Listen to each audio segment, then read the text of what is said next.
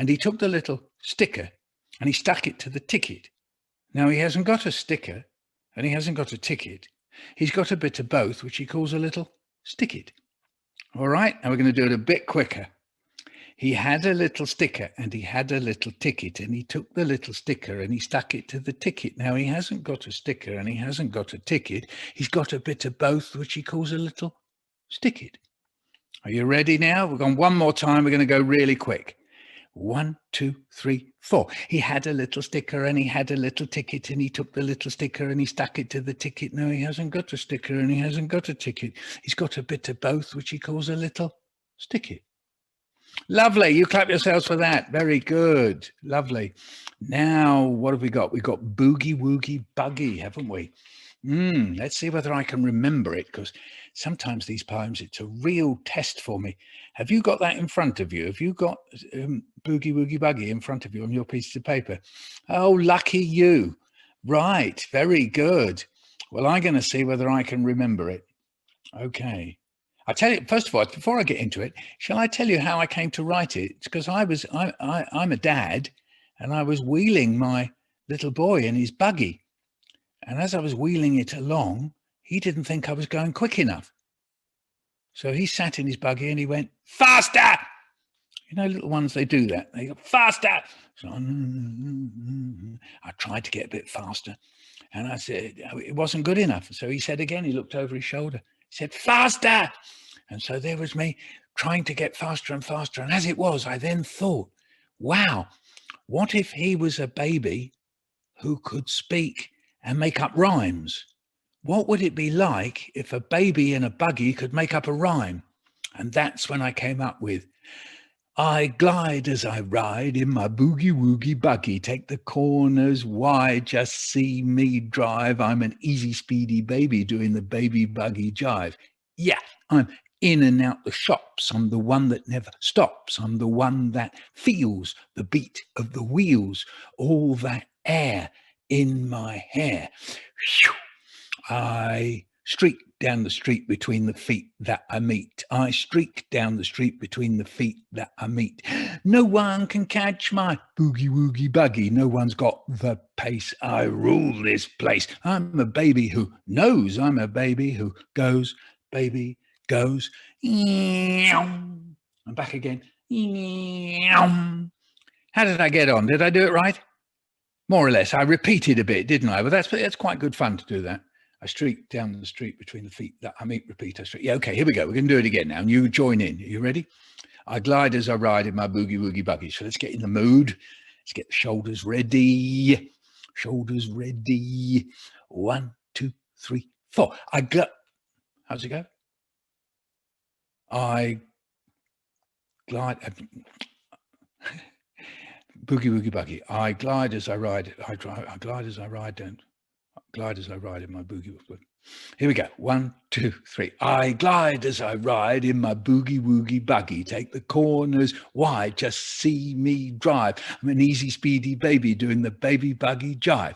Yeah, I'm in and out the shops. I'm the one that never stops. I'm the one that feels the beat of the wheels. All that air in my hair. I streak down the street between the feet that I meet. Repeat, I streak down the street between the feet that I meet.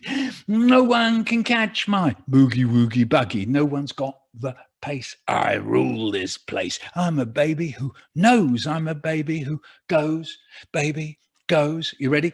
And back again. Very good. You clap yourselves. What's the very, I glide as I ride, isn't it? It's how it goes, isn't it? Yeah. You see, so you can see when you make up poems, sometimes it's quite easy to forget them as well as to write them. So I'm somebody who I make up poems and I forget them. Down behind the dustbin, I met a dog called Jim. He didn't know me and I didn't know. Thanks very much. You see, there was one I forgot, you see. Here's another one I sometimes forget. Down behind the dustbin, I met a dog called Sid. He could smell a bone inside, but he couldn't lift the lid. That's right, yeah. Down behind the dustbin, I met that dog called Sid. He said he didn't know me, but I'm pretty sure he Did. Yes, that's right. Down behind the dustbin, I met a dog called Nicola. She looked a bit like an onion. So I thought that I would. What would you, Nicola? What rhymes with Nicola? Down behind the dustbin, I met a dog called Nicola. She looked a bit like an onion. So I thought that I would pickle her. Yeah, that's right. You have pickled onions. So we could have pickled Nicola. Why not? Down behind the dustbin, I met a dog called Sophie. She won the FA Cup and was still carrying the trophy. Yeah, that's a hard one, that one. What about this one? Down behind the dustbin, I met a dog called Felicity. It's a bit dark down here because they cut off my... What rhymes with Felicity? Down behind the dustbin, I met a dog called Felicity. It's a bit dark down here because they cut off my... Electricity. Yeah. Do you know, I was in a school and I said, down behind the dustbin, I met a dog called Felicity. It's a bit dark down here because they cut off mine. This child, I remember, said, tail.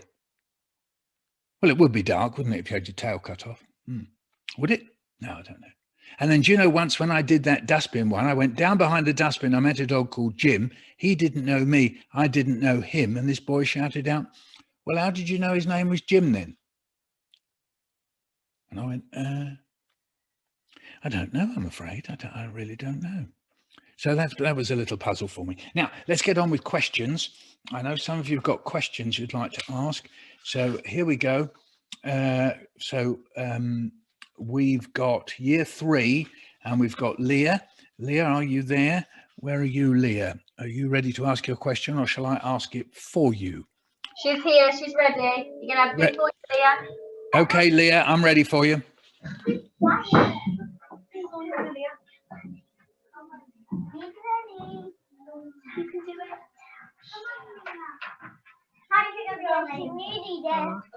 She did say it's got a bit of stage fright, so I think maybe read that first one for her. Yeah, I get stage fright as well. So how do you think of your amazing stories? Well, mostly, Leah, is I have a little daydream before I start writing. So this is me having a daydream like this. Do you see? You just go into a little daydream. Do you do daydreams? Maybe when you go to sleep, when you wake up in the morning and you have a little daydream? Well, what you can do is collect your thoughts from your daydream. That's what I do. So there we are. So I think up my amazing stories by daydreaming. Yeah. And daydreaming, it helps me to remember things and to imagine things, just anything that could happen. You know, so I was writing a poem yesterday about feeling lonely. Yeah, sometimes we all feel lonely, don't we? And so I just sat and daydreamed about what does it feel like to be lonely? And into my mind came a picture of the school corridor and me walking down the corridor all on my own, just between going to the loo and being in the classroom. And I remembered that from when I was at school and how lonely that used to be. And I used to thought lonely. So I got that in a daydream. You see, so that's how I think of things. Okay, and the next question is from Hussein and Jay in year 4. Yeah, what's your question? Who's going to ask that? Shall I ask that? Where's Hussein or Jay? Hussein's just going to say it. You're going to say it nice and loud, Hussein. What inspired you to do stories? To do stories and to be an author. Yeah, I tell you what it was, Hussein. It was my mum and dad. Do you know what their jobs were, my mum and dad? I bet you've never heard of this. My mum and dad were both teachers. Have you ever heard of that job? No, you haven't. No, I didn't think so either. No, so there we are, you see. So my mum and dad were teachers and they loved poems. They used to say poems when I was a little boy, like, Inky Pinky Ponky, the farmer bought a donkey. The donkey died. The farmer cried, Inky Pinky Ponky. What? What's that story? Oh, my dad said, Harold Schmerel went to the races, lost his gutkers and his braces. That's using words from another language. My mum and dad spoke other languages, and that language is called Yiddish, and my mum and dad spoke that. So I'll tell you what, can you do Inky Pinky Ponky with me? Inky Pinky Ponky, the farmer bought a donkey. The donkey died. The farmer cried, Inky Pinky Ponky. So my mum and dad taught me things like that. So they inspired me. And Shko's got a question. Shko, what's your question? My question is, when did you start making stories? When did I start doing that, Shko? I think the first stories I started writing when I was a bit older than you. I was about 16. 16, you know, people are quite big when they're 16. And I was at school and we had a school magazine and I wrote stories for the school magazine. So that's when that started. So, but you're starting writing stories long before me. That's wonderful. And then David says, what does David say? Number 4 from year 3. David, what's your question? Big bad boy. Do you like what you do? Oh, do I like what I do? Said David in a great big voice. David N, that was. I do like what I do. Oh, that's got a nice rhythm to it. Do you like what you do? Yes, I do like what I do. Do you do what you do? Yeah, do you like what you do? I quite like that. That's the beginning of a poem. Do you like what you do? I wonder who. No. Do you like what you do? Yes, I do. It's great fun. And I do lots of different things, some things that you won't know about. I'm sometimes on the radio doing a program on what's called BBC Radio 4, which my children call BBC Radio Bore, which is not fair. It's not fair. That's not fair, I say to my children. It's not boring. And they go, yes, it is, Dad. But there you go. So BBC Radio 4, and I have a program on there all about words. Yesterday, we talked about the word meme. Can you say that? Meme. It's good fun saying that word, isn't it? Meme. So we talked about memes on the program yesterday. There we are. Now let's get on. So now we've got next question from year 4 from Bijan, is it? Bijan? Where did your passion to share these amazing funny stories come from? To share them, well, I think it was I when I was a boy and I watched people on the telly who were telling funny stories. There was a very famous man when I was a boy, he's not famous anymore, called Peter Ustinov, and he used to tell funny stories on the telly, and I thought I would like to be like that.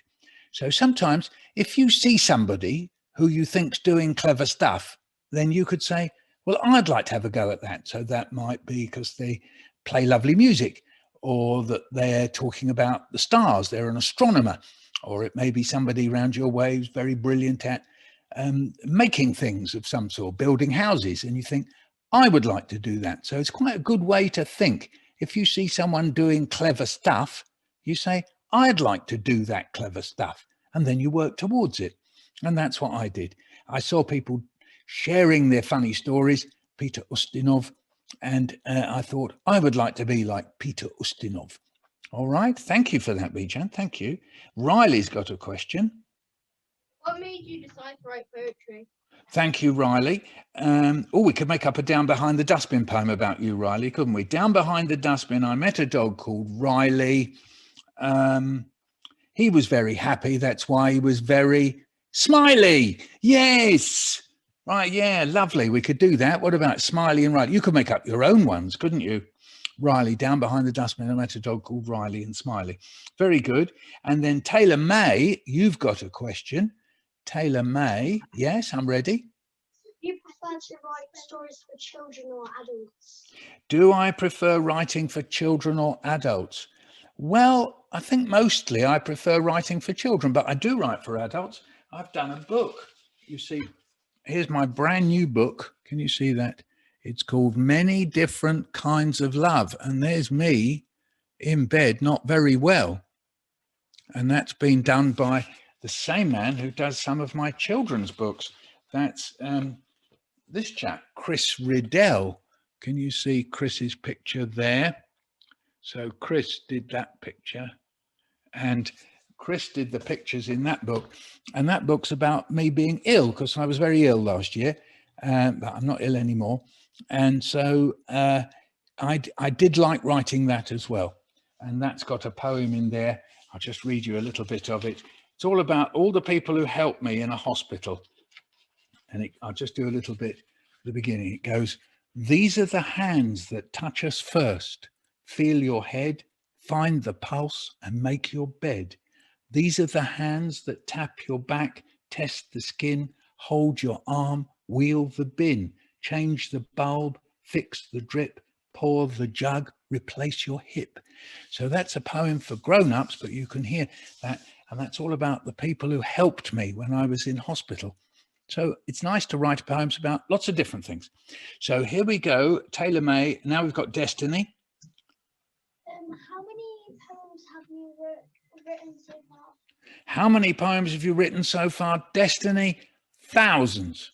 I don't even know the answer to your question. Thousands. But then I am very, very old. I mean, I was born in the Stone Age. Yes. I mean, I'm 3,000 years old. I mean, not many people know that.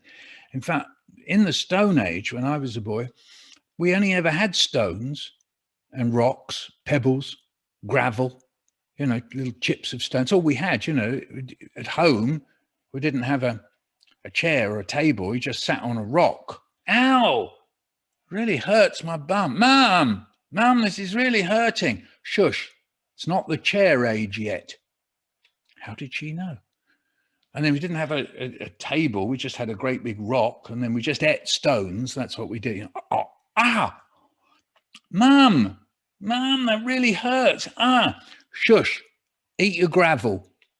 Wasn't very nice. Go to bed, lie down on a rock. Oh, it hurts down my side. Go to school, same thing. Sit on a rock. No tables like you've got. Great big rocks. Miss used to say, take out your rock. Write on your rock. Then you had a big rock, and then you had a pebble. And that was the Stone Age that was 3,000 years ago. So that's when I was alive. And then the Stone Age came to an end. Have you seen the wall chart you've got at school with the Stone Age? Well, it came to an end. That's what happened. Yeah. So there we are. So you can see that on my videos. So that's why I've written so many poems, is because I've been writing for 3,000 years, all those poems. Now, we've got one more question from Almis. What was your first poem? I can only remember one bit of it, and you can say it with me. Now the train is slowing down. It's not very exciting, is it? We're going to say it. 1, 2, 3. Now the train is slowing down. How could we make that more exciting?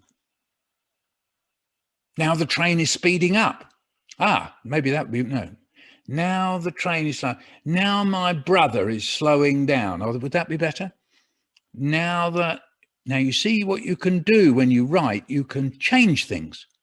So there's a way of playing with words. You can write out, you can find something, any phrase, many different kinds of love, and then you could say many different kinds of trees, or many different kinds. So you can always change things whenever you find something. What's this one called? Even more nonsense, even more dinner, even more mashed potato, even more lipstick, even more being silly. Do you see? You can change words around, and that helps you write. I've got a book here called Mustard, Custard, Grumblebelly and Gravy. You could have mustard, custard, grumblebelly and baby. You see, you just change words around, and that's a good way to write. So you find some phrases and some little things. And so that first poem I ever wrote was Now the Train is Slowing Down. We must do better. All right. Well, look, it's been lovely speaking to you. Lovely meeting you. So thank you for all those questions. Leah, Hussein and Jay, Shko, David N, Riley, Taylor May, Destiny and Almis. And so look, there we are. I think I've got to stop now because I'm going to be talking to the older ones in a minute. So thanks ever so much. All right. Can you put your thumb in the air and your finger over there and your thumb on the end of your finger and the finger on the end of your thumb? That's good. You got a telly now. Okay. Can you put your ear on the telly? That program's called What's This Ear? Now put your cheek on the telly. That program's called Don't Be Cheeky. Now put your nose on the telly. That program's called Don't Be Nosy. And then there's a program that comes on the telly at 10 o'clock. Do you know what that's called? The 10 o'clock nose. Okay, so now we're going to go like this. What's this here? Don't be cheeky, don't be nosy, 10 o'clock nose. Can you do that with me? Here we go. 1, 2, 3. What's this here? Don't be cheeky, don't be nosy, 10 o'clock nose. All right, try once more. And here we go. 1, 2, 3. What's this here? Don't be cheeky, don't be nosy, 10 o'clock nose. So when you go home tonight, you can go up to your mum and she said, do you have a nice day today? You go, yeah, mum. What's this here? Remember, what's this here? Don't be cheeky, don't be nosy, 10 o'clock nose. And your mum will go, what? What are you talking about? You go, oh, it's this man called Michael Rosen. And I'm going to let you into a secret. I eat raisins. I love raisins. I love raisins so much that I'm changing my name to Michael Raisin. Don't tell anybody, okay? So when you talk to your mum, say, today we met Michael Raisin. All right. Okay, that was just a little secret. All right, then, I'm going to say goodbye to you. Bye for now. Thank you so much. Bye. Remember, don't put ants in your pants. Bye for now. Bye. Bye.